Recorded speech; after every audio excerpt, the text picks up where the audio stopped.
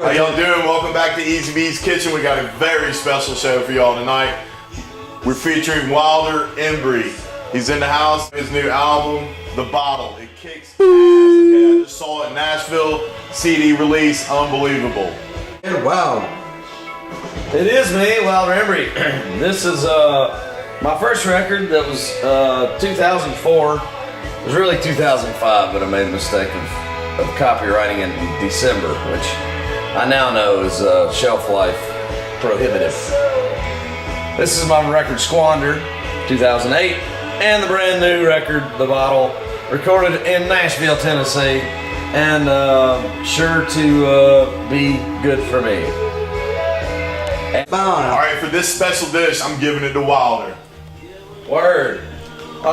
This is a couple of things. We're doing what we're calling the Outermost Scallop dish, which came to me by way of the Outermost Inn, Martha's Vineyard, Massachusetts, where I once lived. It's a bed and breakfast of James Taylor's youngest brother, Hugh, and this was one of the dishes that we did out there, and it was a magical place and magical food. It's a seared scallop, white truffle cream sauce dish, roasted shallots, and we're doing white asparagus here just because we're showing off, and 'tis the season. At the Outermost Inn, we did a fresh pappardelle, which was a black truffle pappardelle, which is a wide, fresh noodle infused with black truffles. These here are a nice store-bought that are thinner. People might think white truffle is over the top, super fancy. It is the good stuff. Anyway, the brand of white truffle that I prefer is about $15, and it's called Sabatino, and you can order it online, and it will last you, I mean, I drink it like, a hydrating liquid, and it still lasts me for, a few months. But white truffle is more of the thing that you're going to use in, infusing potatoes, or in this dish, a cream sauce. And then we're also going to do my Brussels sprouts that will turn every kid's Brussels sprout nightmare into a happy time moment machine. That's great. So we're gonna do that, and then we're gonna eat it, and we're gonna be joyful, as will you be. Stay tuned. We're starting, we want to roast this bowl of shallot. So typically, if you're doing something like that, you're gonna, just like you would do with a head of garlic, you just want to hit it with a little oil, and Easy B here has a nice little crock machine, and we're just going to oil it. We're at 400, so we're going to do that for maybe, tunes are great, by the way. You should really check it out. This guy sounds great. Not sure about his deal, but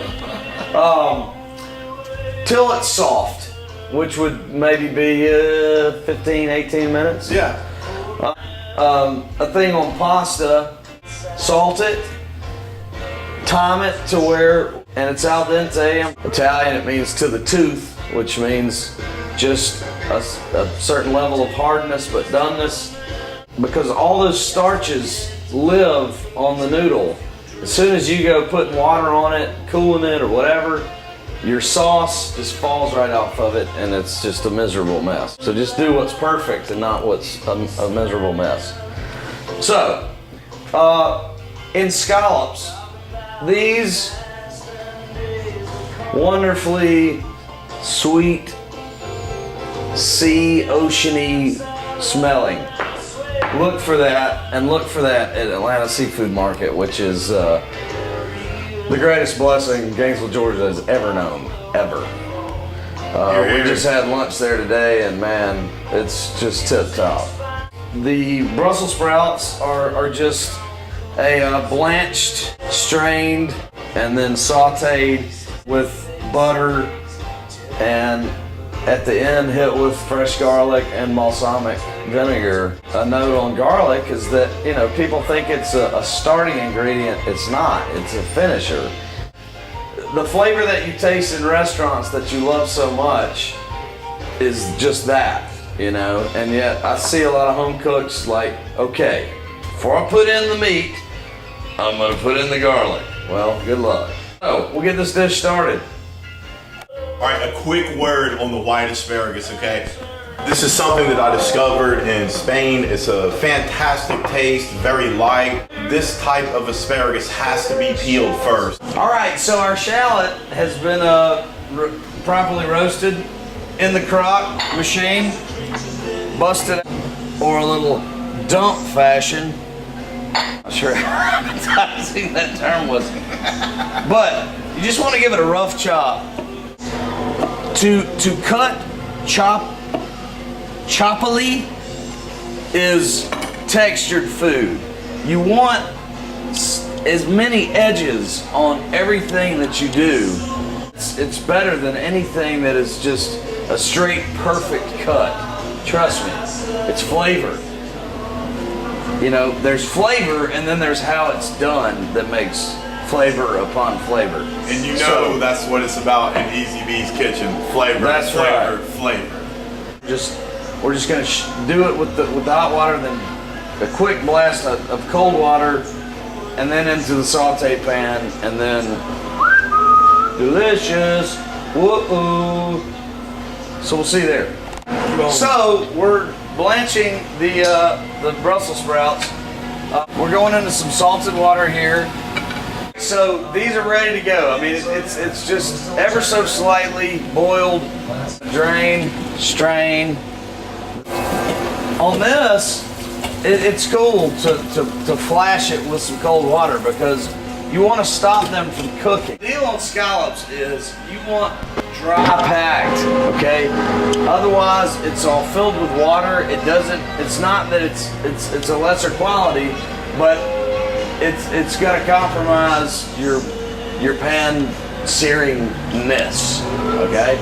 So we got a screaming hot pan. I mean, as hot as you can get the pan, that's what you want. You don't want to put butter in there. Butter is a finisher. And so here we go with this olive oil, always with Easy B's Kitchen, the best quality.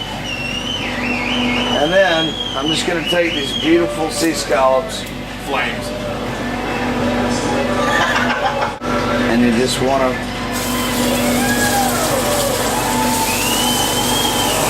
and never crowd the pan. It's because it brings the temperature down and it just makes a big mess. It ain't. A little more oil, sure. We'll see on the other side of seared scallops, then we can start on the sauce. All right, so scallops take a little bit. I mean, they have their own moisture that you don't want to mess with. You want this. You want them to be browned. All right, you don't want them to steam and have this gray matter effect that like a Hardee's hamburger or something like that would have. You want them to be on a hot pan, doing their thing. And so you see what we're doing here, the fact that we are perfectly, absolutely browning scallops to a point of deliciousness that you want to achieve. And the only way to achieve that is to just leave it alone and have a pan that looks like that. Now we're doing the Brussels sprouts. Same kind of thing. You want a hot skillet, some olive oil, which remember is good for you. It's good for you. The monks take shots of it, all right, throughout their day. Not one, but 3 or 4. They also drink beer and make beer, so that's also nice. All right, here we go with these wonderful Brussels sprouts. Machine. We got some fire going. Don't be scared. Ain't cooking unless you're fire. If you ever have fire, don't throw water on it. Don't do that. It makes more fire. I got my salt and pepper here, which is the catalyst to everything delicious. fresh cracked pepper and kosher salt. Nothing like chill. Be cool, man. Leave it alone. Let it do what it's gonna do.